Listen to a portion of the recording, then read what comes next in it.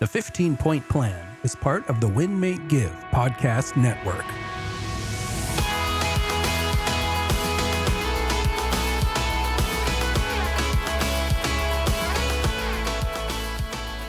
Ladies and gentlemen, welcome back to the 15-Point Plan podcast. Your hosts, Ryan Gregg, and my partner, who we are going to dive into an interview with today, Jacqueline Smith. Jacqueline, say hello. Hello, everyone. We're back. This is season 4 of the 15-Point Plan, Jacqueline. And last week, we really just did an overview of the 15-Point Plan. Each one of those 15 points, what that looks like, where you can find the resources. And this week and next, though, we really wanted to get into, well, our stories. The reasons as to why both yourself and myself have found so much value in the 15-Point Plan, how we've implemented it in our lives, how, frankly, it's probably changed our lives, and maybe some of the reasons that we started getting into it. So, Jacqueline, let's just start with kind of why you picked up this plan and where it came from, and we'll go from there. But what caused you to pick up the 15-Point Plan? How did you hear about it? And where did this journey start? Yeah, well, I heard about it from Ben Kinney. He's my business partner, and he started the 15-Point Plan, but he didn't used to call it the 15-Point Plan. He called it the Get Out of a Rut Plan. And that was, I think, when I first heard about it, was back in 2017, and he shared it. And I thought, wow, I should give that a try. Of course, I didn't right away. And what happened was I found myself in a rut. And so I was just kind of, my mindset was, I was really struggling to just be happy. And I guess you could probably even say like borderline depression, and just really low energy and really high stress. And I decided, you know what, I'm going to try the 15-Point Plan, or the Get Out of a Rut Plan at the time. And he used to always just say, like, try it for 30 days and see how you feel. And I was like, well, I can do anything for 30 days, so I'll give it a try. And that's really how I started with the 15-Point Plan, was to get out of a rut that I was in. I think that's where a lot of us start with. Usually a health and wellness journey comes from some sort of downside or some sort of rut. Can you expand, if you'd be open to share with us? Was there something going on in life? Was it a combination of things? What was it that was so challenging for you at that time? Yeah, I think at the time I was really starting to build my real estate team, and I had just partnered with Ben. I felt a lot of pressure to, show up as a really great leader. And I was pouring a lot into my business at the time, and I was not taking care of myself. And I used to think that, I didn't really consider myself like an active person or a health person, really. I really focused, I was really into personal growth and really into my emotional health. And what's kind of funny is I saw those as two separate things. I saw my mental health and my emotional health as separate from my physical health. And so I wasn't taking care of myself. I wasn't sleeping a lot. I wasn't eating properly. I wasn't definitely not hydrating. I wasn't working out. I was probably drinking, too much wine as my stress management protocol. Mm-hmm. And I wasn't taking time for myself. I wasn't, and I thought I was strong enough to have a good, mindset. And that if I just tried, to really focus on having a good mindset, that I could do that. And what I realized was it's really hard to feel good, mentally and emotionally when physically you're just, your body doesn't feel good. You're not getting a good amount of sleep. Like, you're hangry, because I was going all day, often without eating. And so I'm trying to have this good mindset on top of a really non-existent really foundation of physical support for that mindset, And so I just started, with walking and making sure I was getting better sleep and eating more regularly. It wasn't even like at that way back then, like it wasn't necessarily even like that I was focusing on nutrition at a high level. It was just like, let's just start with eating regularly. Right. And drinking water, and so really, I think at that time I was just in a lot of stress and really focused on productivity and on my business, and didn't realize that, my ability to handle stress and be productive was actually being um, compromised by my lack of focus on, on those things. And so it was just a season of a lot of hard work. And the first thing for me to go was all those, physical aspects. That makes a lot of sense. I think we hear a lot of that, where a lot of high performers, which I imagine most of the people on this call are a high performer in whatever business they are in, they tend to really double down on that business, and sometimes at the expense of their health. And one thing I hear commonly is it's at the expense of their health because they're so busy with the business that they're building or with a couple other things, and they don't have time. And what I've seen from you and what I'm hearing a little bit of is, if we can find the time, which it doesn't take that much time once we get into our rhythm, this should actually really take whatever it is that we focus so much time onto and enhance it. It shouldn't take from it, right? And I think that I've seen that in your journey over the years as such a leader in business and in relationships, that once we start to do these things on a regular schedule and have a group around it, it will truly enhance the thing that we were working so hard on in the beginning, right? Yeah, I think that, we all have our natural level of maybe achievement or leadership or success, or maybe just our current habits, give us a certain amount of energy, a certain amount of capacity, a certain amount of being able to, regulate our emotional, responses to things. And I think what happened was I started to hit um, a ceiling in terms of my personal capacity at that point, based on the habits that I had. And it felt counterintuitive to, I guess, slow down enough to, focus on things like nutrition and all that. It felt like I didn't even have the energy to work out. Like I was so tired, I didn't even have the energy to want to move my body. Hmm. And so it felt like another thing that I had to do. And I already felt like I had so many things to do, so I wanted time to not do. Right.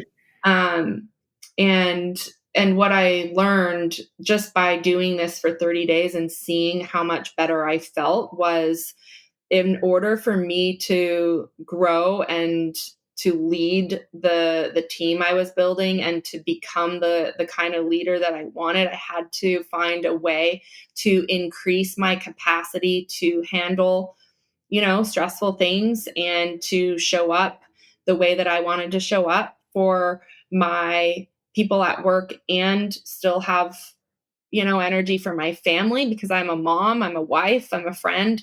And if I didn't change something, I was burning the candle at both ends, and something was going to fail. Um, Mm. and so for me, I just realized, in order for me to think the way I wanted to think and have the energy levels that I wanted to have, I needed to change some habits in my life. That's such a good point. I love the quote that to be somebody we've never been, we got to do the things we've never done. And looking at these types of 15-point plan systems, we know that we have to make that change. And when you implement this type of change, that we know that growth is just on the other side of change. Growth is on the other side of maybe discomfort, which some of these things might seem at the beginning. I love how you said, I just want to not do. And one of the cool things about the 15-point plan is it really gives you permission to not do sometime. Like, go put on that comedy episode and not do anything but laugh for a minute. Go sit in a room by yourself and take some breaths in a meditation or in a prayer. So I like that it also gives us the permission to not do sometimes as well. And you mentioned just like this challenge of 30 days, like give it a shot for 30 days. But I think you also did a really good job right in the beginning of having a community around this, right? So tell us a little bit about the community that you built and how that impacted this journey for you. Yeah. So when I first did this, because I had people that were working with me at the time, I invited them to do it with me. I think it was a fall, like a October maybe.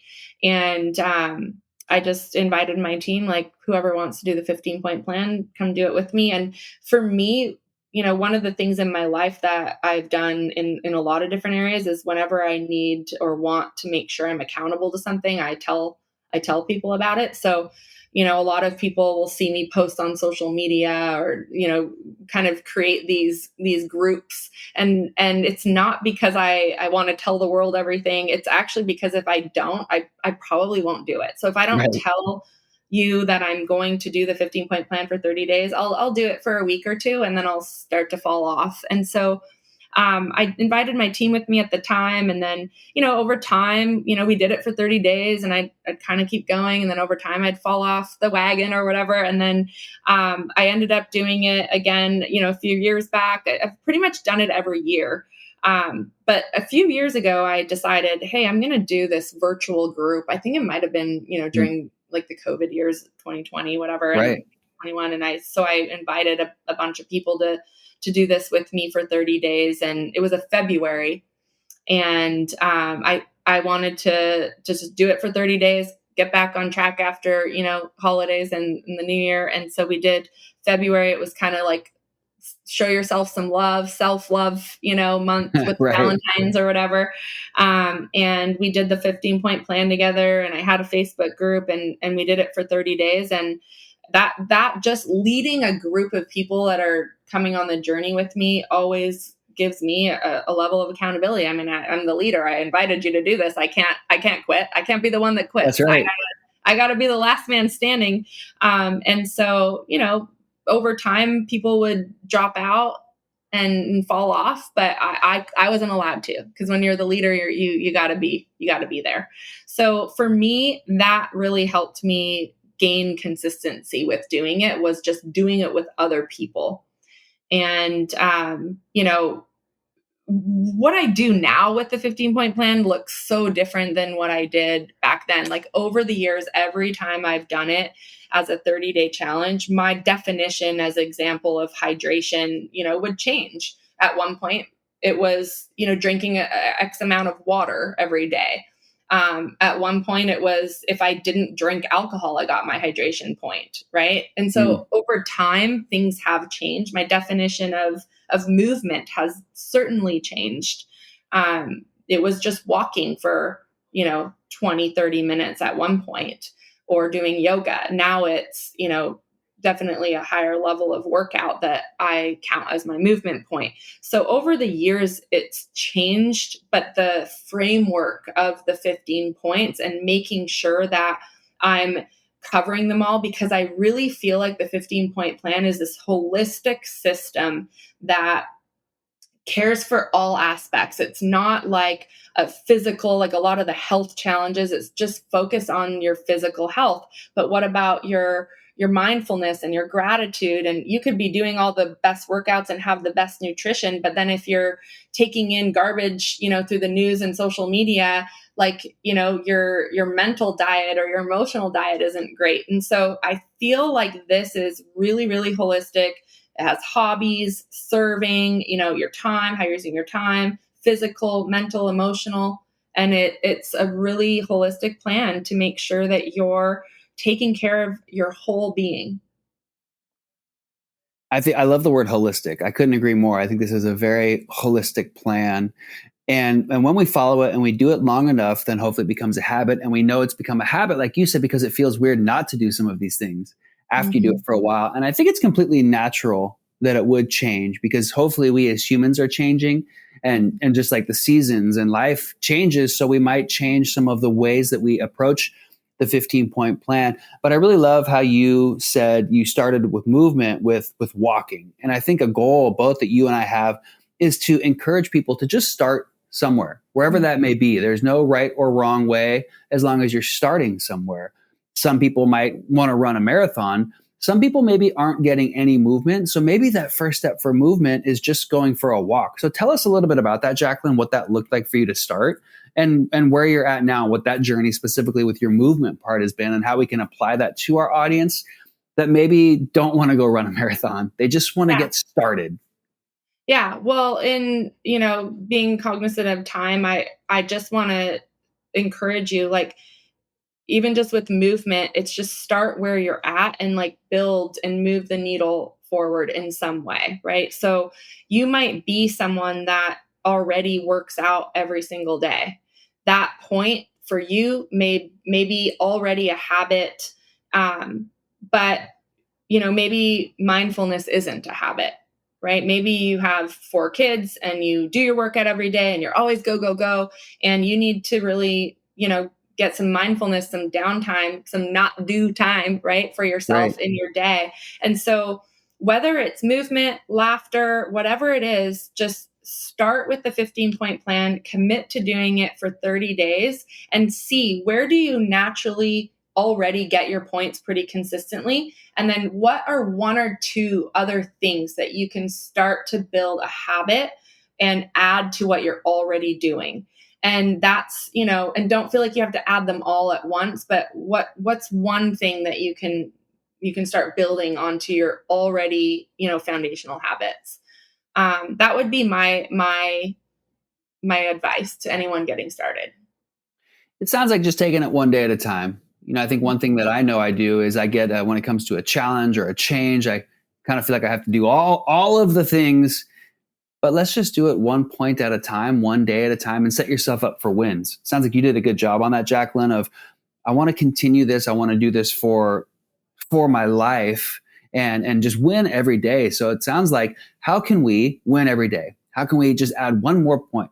What can we celebrate as a win? What's one thing we can focus on? And Jacqueline, you mentioned like taking 3 or 4 for the year and just expanding on that. I think that's such a great approach to a sustainable and continued holistic approach at our health and wellness and keeping energized and keeping stress free. So, gosh, we're at our 15 plus minutes, Jacqueline. I appreciate getting to know you more on this journey. Like I have said, you continue to inspire me in your health and wellness, in your leadership, and in many other roles. So thank you for chatting with me today on the episode. Yeah, and I'm excited to interview you next week, Ryan. So until then, you guys, thank you so much for tuning in. If you want to reach out to us anytime, find us on social media or 15pointplan.com, and we'll see you next week. That's right. See you next week.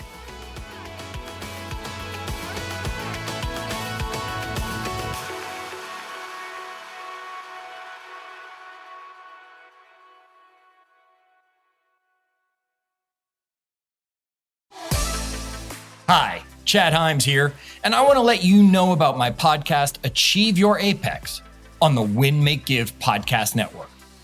If you're ready to unlock your full potential, then Achieve Your Apex is right for you.